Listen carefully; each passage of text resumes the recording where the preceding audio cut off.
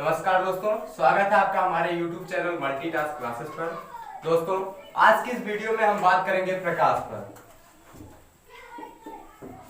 नाम सुनकर दोस्तों प्रकाश के बारे में जानने की जिज्ञासा थोड़ी सी बड़ी होगी कि प्रकाश होता क्या चीज है। दोस्तों, हम इसको एक एग्जाम्पल की मदद से बढ़िया से समझते हैं कि जब जैसे सूर्य उदय होता है तो सूर्य उदय से लेकर शाम तक हमको सभी चीजें स्पष्ट रूप से एकदम बाकायदा दिखाई पड़ती है, लेकिन जैसे ही रात्रि होती है हम बिना किसी प्रकाश स्रोत की मदद के कोई भी चीज नहीं देख पाते हैं। ऐसा क्यों होता है दोस्तों? तो यहाँ पर प्रकाश जानना जरूरी हो जाता है। तो प्रकाश क्या चीज होती है? प्रकाश एक प्रकार की ऊर्जा होती है जो हमें सभी जिसकी सहायता से हमें सभी वस्तुएं आसानी से दिखाई पड़ती है, अथवा हम कह सकते हैं प्रकाश एक ऐसी ऊर्जा है जो हमारे आंखों को संवेदित करती है। मतलब कि जब सूर्य हमारा उदय हुआ था तो सूर्य हम जानते हैं ऊर्जा का एक बहुत बड़ा क्या है, भंडार है, जहां से वह प्रकाश ऊर्जा हमें प्राप्त होती है और उसी प्रकाश ऊर्जा की वजह से हमें सभी वस्तुएं आसानी से दिखाई पड़ती हैं। तो मुझे लगता है आप लोगों को प्रकाश क्लियर हो गया होगा। अब आते हैं प्रकाश के गुण पर, प्रॉपर्टीज ऑफ लाइट। प्रकाश के क्या गुण होते हैं ये चीजें हम जान लेते हैं। तो वैसे तो दोस्तों प्रकाश में बहुत से गुण होते हैं जिनको हम बारी बारी से डिस्कस भी करेंगे। तो सबसे पहला है प्रकाश सीधी रेखा में चलता है। प्रकाश सीधी रेखा में चलता है मतलब आप लोग इसका अनुभव भी किए होंगे। जैसे हम जब टॉर्च को ऑन करते हैं, टॉर्च को जैसे मान लेते हैं हम यहाँ से कोई टॉर्च को हमने ऑन किया तो यहाँ से हम देखते हैं प्रकाश ऐसे ऐसे ऐसे ऐसे जाता है, ऐसे फैलता है। लेकिन क्या कभी ऐसा है कि हमने प्रकाश को इस डायरेक्शन में जलाया हो और वो इधर गया हो? ऐसा नहीं। या फिर ऐसा हो यहां तक जाने के बाद ऐसे हो गया हो? ऐसा नहीं होता दोस्तों। क्यों नहीं होता? क्योंकि प्रकाश के पास हमारे क्वालिटी होते हैं कि हमेशा सीधी रेखा में ही चलता है, ये हमेशा सीधी रेखा में ही चलता है। तो ये चीजें आपको क्लियर हुई होंगी। फिर आते हैं प्रकाश के दूसरे गुण पर। प्रकाश में परावर्तन होता है और प्रकाश में अपवर्तन भी होता है, प्रकाश में ध्रुवण भी होता है, प्रकाश में व्यतिकरण तथा विवर्तन आदि घटनाएं होती है।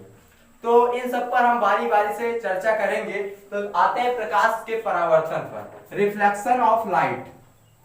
प्रकाश का परावर्तन क्या चीज होता है ये चीज जान लेते हैं। इंपॉर्टेंट है ये बोर्ड एग्जाम के लिए भी।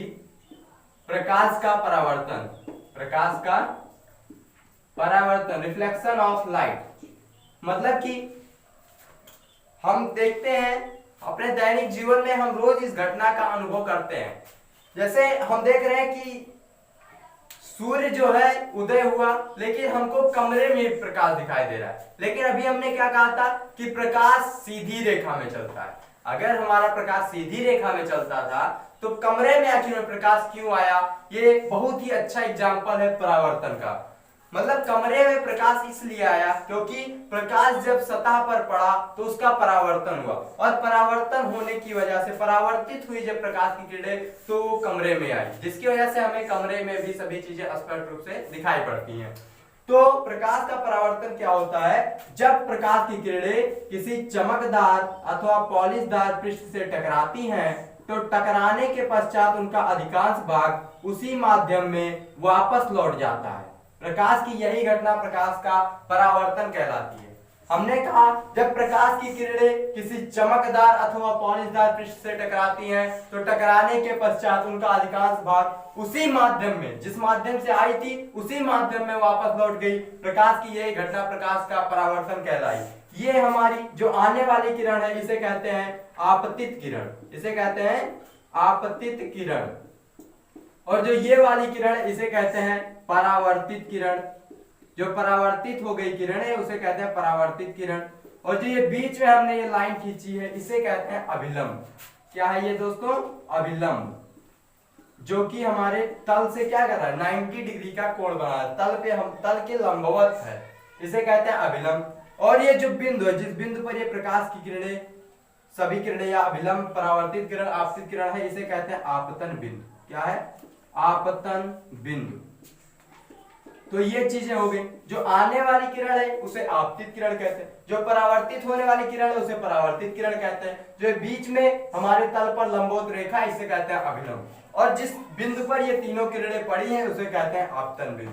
तो ये तो था परावर्तन के बारे में। परावर्तन के बाद हम चलते हैं परावर्तन के नियम पर।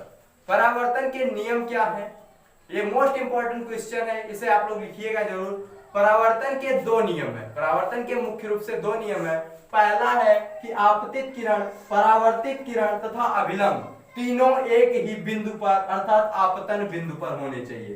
तीनों दोस्तों एक ही बिंदु पर होने चाहिए। ऐसा नहीं कि आपतित किरण यहाँ है, परावर्तित किरण यहाँ से जा रही है, अभिलंब हमारा यहाँ, ऐसा नहीं होना चाहिए।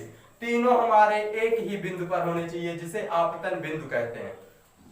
और दूसरा नियम क्या कहता है दोस्तों कि आपतन कोण का मान, आपतन कोण का मान परावर्तन कोण के मान के बराबर होना चाहिए। अब आपतन कोण क्या होता है और परावर्तन कोण क्या होता है, तो इस पर पहले चर्चा कर लेते हैं। तो आपतित किरण तथा अभिलंब के बीच में बने कोण को क्या कहते हैं, आपतन कोण कहते हैं। ये जो कोण है ये हमारा कहलाता है आपतन कोण, जिसे आई से रिप्रेजेंट कर दे। फिर परावर्तन कोण क्या होता है, परावर्तित किरण तथा अभिलंब के बीच में बने हुए कोण को परावर्तन कोण कहते हैं, इसे हमने कह दिया आर। तो दूसरा ये नियम कह रहा है कि आपतन कोण का मान परावर्तन कोण के मान के बराबर होना चाहिए। ये चीज आप लोग लिख लीजिए, कोण आई बराबर होना चाहिए कोण आर के। ये है हमारा परावर्तन का दूसरा नियम। तो यहां तक आपका परावर्तन क्लियर हो गया होगा। फिर हम आते हैं प्रतिबिंब पर। हम आगे अगले वीडियो में डिस्कस करेंगे अपवर्तन पर भी, व्यतिकरण पर भी, ध्रुवण पर भी और विवर्तन पर भी। लेकिन उससे पहले हम थोड़ा सा परावर्तन से संबंधित जो घटनाएं हैं उन पर थोड़ा सा डिस्कस कर लेते हैं। जैसे हम बात कर ले रहे प्रतिबिंब का बनना, प्रतिबिंब क्या चीज होता है, कैसे बनता है, इन चीजों पर थोड़ा सा डिस्कस कर लेते हैं। तो ये चीज आपने नोट कर लिया होगा। तो दोस्तों प्रतिबिंब क्या चीज है, जैसे हम कोई दर्पण ले आए, जिसे हम शीशा कहते हैं ना, आईना।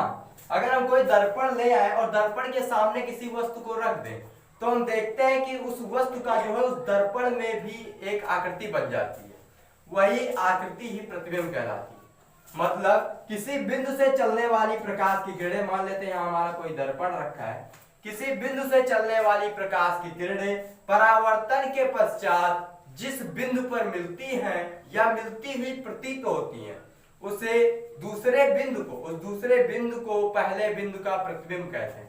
मतलब दो चीजें मैंने बताई, एक या तो मिलती है या तो मिलती हुई प्रतीत होती है। तो यहां से हम आप लोगों को प्रतिबिंब की डेफिनेशन क्लियर हो गई होगी, एक बार फिर से सुन लीजिएगा कि किसी बिंदु से चलने वाली प्रकाश की किरणें दर्पण से परावर्तन के पश्चात जिस बिंदु पर मिलती हैं या मिलती हुई प्रतीत होती हैं उस दूसरे बिंदु को उस पहले बिंदु का प्रतिबिंब कहते हैं। हमारे प्रतिबिंब भी दो प्रकार के होते हैं। सबसे पहला है वास्तविक प्रतिबिंब और दूसरा है आभासी प्रतिबिंब। पहला है वास्तविक प्रतिबिंब और दूसरा है आभासी प्रतिबिंब। अब दो चीजें फिर आ गई कि वास्तविक प्रतिबिंब क्या होता है, आभासी प्रतिबिंब क्या होता है। प्रतिबिंब के डेफिनेशन में अभी हमने दो चीज बताई थी, वो चीज आप पॉइंट नोट कीजिएगा कि या तो आती है, आकर मिलती है, या फिर मिलती हुई प्रतीत होती है। अगर आकर वास्तव में मिल रही है तो वहां पर दर्पण के द्वारा वास्तविक प्रतिबिंब बनेगा, और अगर मिलती हुई प्रतीत होती है तो वहां पर हमारा आभासी प्रतिबिंब बनेगा। तो ये चीज था दोस्तों प्रतिबिंब के बारे में। तो इस वीडियो में हमने प्रकाश, प्रकाश के परावर्तन, प्रकाश के नियम तथा प्रतिबिंब, प्रतिबिंब के प्रकार पर डिस्कस किया। अगली वीडियो में हम आप लोगों के साथ डिस्कस करेंगे दर्पण के बारे में। दर्पण, दर्पण क्या चीज है, इसको देखने के लिए आप लोग बने रहिएगा हमारे YouTube चैनल के साथ। अगली वीडियो में हम आप लोगों को दर्पण के बारे में बताएंगे। Thank you. परफेक्ट बना।